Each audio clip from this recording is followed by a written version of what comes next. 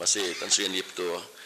Soalan saya ialah memandangkan kerajaan kalau benar-benar hendak national reconciliation, bolehkah Perdana Menteri memberi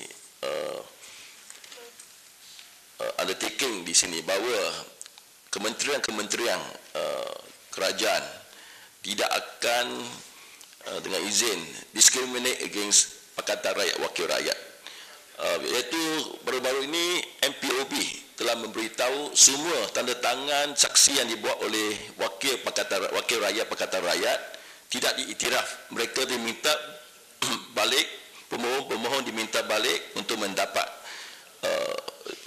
signature wakil rakyat Barisan Nasional.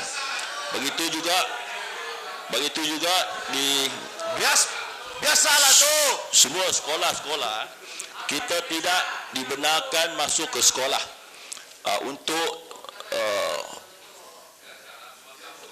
program-program sekolah ataupun di sekolah pun sama juga. Saya boleh bagi banyak misalan. Tak sudah betul.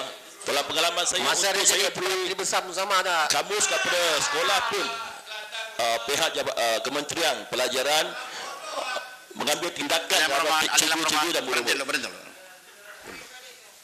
Adil yang berhormat, Parlimen ke-13, saya berjanji untuk ubah.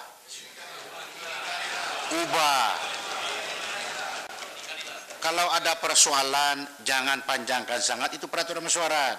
Saya beri peluang kepada yang berhormat, kena Perdana Menteri ada menjawab.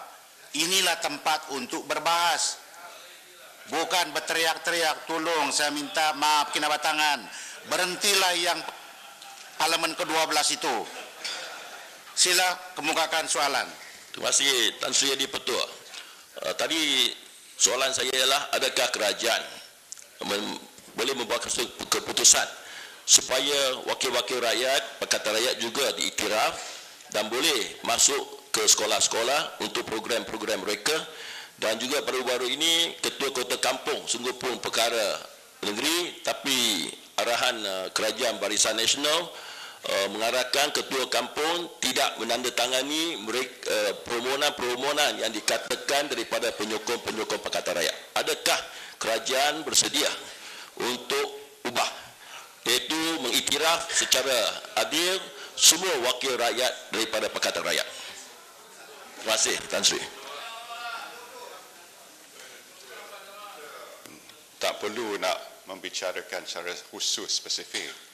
Kalau yang berhormat bangkit soal spesifik, kita pun boleh bangkit banyak lagi perkara. Ucapan-ucapan di luar, ucapan-ucapan di London, ucapan di banyak tempat, dalam YouTube dan sebagainya. Sebab tu saya kata, kalau kita nak national reconciliation, terima keputusan PRU 13 dulu. Lepas tu kita boleh bincang.